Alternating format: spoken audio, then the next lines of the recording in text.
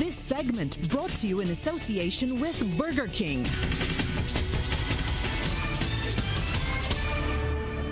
And Damien is here now with our first look at sports. Good evening, best man. Very good evening to Lisa. We're going to start in the pool where Barbados are off to a winning start in the boys 19 and under division of water polo as the 2019 Carifta Games got underway today at the Wilde Aquatic Centre. Barbados beat Bonaire 14-4 after a 4-0 first quarter lead, 7-0 at halftime and 10-3 after the third. And the hosts were led by 5 goals from Xavier Smith-Taylor. Barbados, however, didn't have winning starts to the other categories. They lost 12-3 to Trinidad and Tobago in the 14 and under co-ed division, and again to Trinidad in the 19 and under girls 14-13. That's 14-3. The CBC's Mark Seal, he was at the pool today. Trinidad also got the better of Barbados 16 and unders. Straight from the opening swim-off, Trinidad wins possession and are immediately on the attack.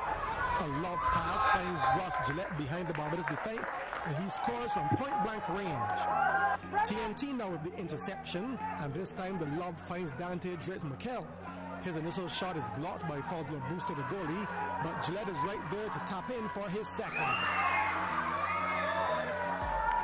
Barbados dispossessed as their rivals have the ball again. Yannick Robertson is looking for some help, but his teammates are slow to arrive, so he fakes and takes to put TNT up 3-0. Barbados would get on the scorecard after that. Marcus Whittingham takes the pass from Jack Travolta, and he goes quick to the near post to reduce the deficit to 3-1. Barbados with the interception, but big Yannick Robertson takes it away again from Jaden Ford. He then turns and gets his second to make it 4-1. A long pass now from goalie Brewster finds Anis Brewster, who spins past the defender, slings the goal, and beats the TNT goalie with a shot off the water. It's now 4-2. Robertson, however, will quickly get his hat-trick.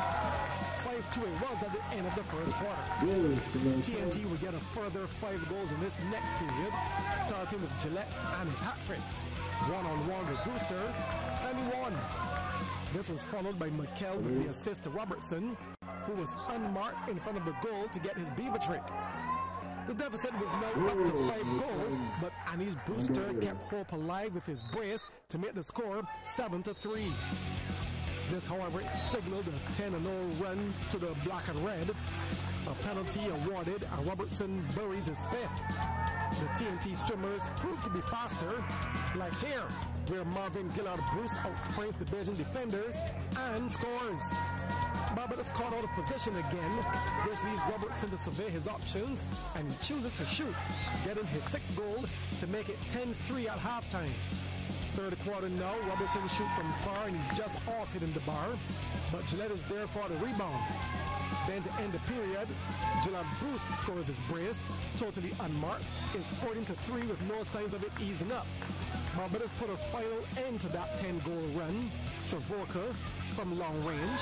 70-4 now was the full score for the first time in a quarter and a half. The final goal came fittingly from the Trinidadians. Ricardo Ramdan completes his hat-trick to end the demolition job at 18-4. Mark Seal, CBC Sports. Well, thanks, Mark. The new Cricket West Indies interim selection panel has named a 14-man squad for the one-day international tri-series involving Ireland and Bangladesh to be played in Dublin from May 5th to 17th. The West Indies will use the tri-series as preparations ahead of the Cricket World Cup being played in England and Wales from May 30th to July 14th. Pace bowler Shannon Gabriel returns to the team, having last played in the World Cup qualifiers in Zimbabwe in 2018. The squad also sees the return of all-rounder Jonathan Carter after 2-year absence, having last played in the home series against India in 2017. West Indies Test wicketkeeper Shane Dorrich also makes his ODI debut, and that full team reads then Jason Holder, the captain, John Campbell, Darren Bravo, Shea Hope, Sheldon Cottrell, Shannon Gabriel, Kemar Roach, Sunil Ambrose, Raymond Reefer, Fabian Allen, Ashley Nurse, Roston Chase, Dorrich, and Carter. Well, Andre Russell and Carlos Bathwaite's Kolkata Knight Riders suffered a 7-wicket defeat today at the hands of the Delhi Capitals in the IPL. Sent into bat, KKR posted 178 for 7 off their 20 overs with Sumbin Gill scoring 65 and Russell adding 45. Brathwaite, he made just 6 runs, while Kemo Paul picked up 2 for 46.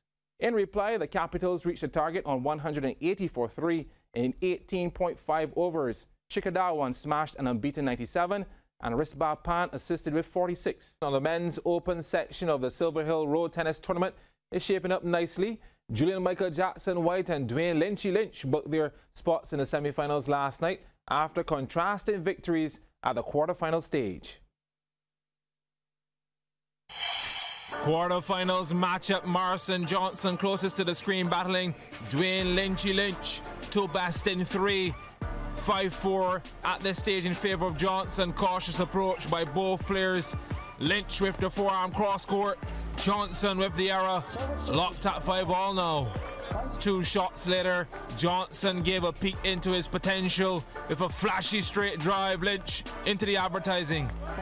At this stage, Johnson was mixing his aggression with the delicate stuff. First, he keeps Lynch pinned to the baseline, then brings him into the court before unleashing a few missiles.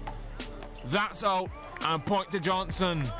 But he would go on to secure the first game 21-11. Lynch with a lazy back arm. A change of ends meant a change of fortunes for Lynch. Hugs the corner pocket with that forearm. Too much for Johnson.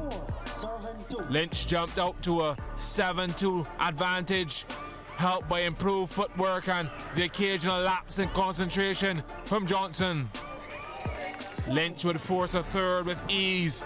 Game point here leaves Johnson frozen in time. 21-13 the score.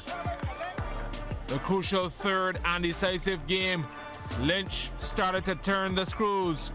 Johnson melting under the heat. Another unforced error. 8-5 to Lynch. Skip ahead as they turn once again. Lynch with a 1-point cushion. 10-9. Another lazy return from Johnson in crunch time. Closing stages now. Lynch with another beauty of a back arm down the line. Game and set point. Lynch trying to stay composed. Johnson stubborn, but something has to give. Johnson into the net. Victory to Lynch. 11-21, 21-13, 21-13. The second clash in the men's open featuring Julian Michael Jackson White in the fluorescent green and Abby Playboy Clark, the world boss, with a drive down the avenue. It's a prime time showdown and Clark wanted a slice of the pie. Rips the forearm past White. 5-all. Follows that up with a turn of the wrist. Nobody move, nobody gets hurt. The crowd loving it. But White relishing his time on the big stage, trailing 14-16, putting some oomph into the smash. Once White got his nose in front, Clark's early promise diminished, rushing the attempted forearm drive, and it ends up in the woodwork. Game point, and White drawing first blood. Clark wide of his intended target, 21-17. Second game now, and White locking the scores at 3-all. Clark had his chances as well. This rally was testament to the quality of road tennis on display. Clark, a chance to take the open court. Tragic. Things snowballed quickly after that, with White picking his points of attack, leading 13-7. Clark on his way to market via the express route. Another long return, 19-7. And indeed, Clark would end up on the chopping block. 7-21 in the end. Victory to White. Cruises into the semi-finals in 2 straight. Congratulations indeed. Meanwhile, in the women's division, there were easy wins for Kim Holder and Rachel Smith.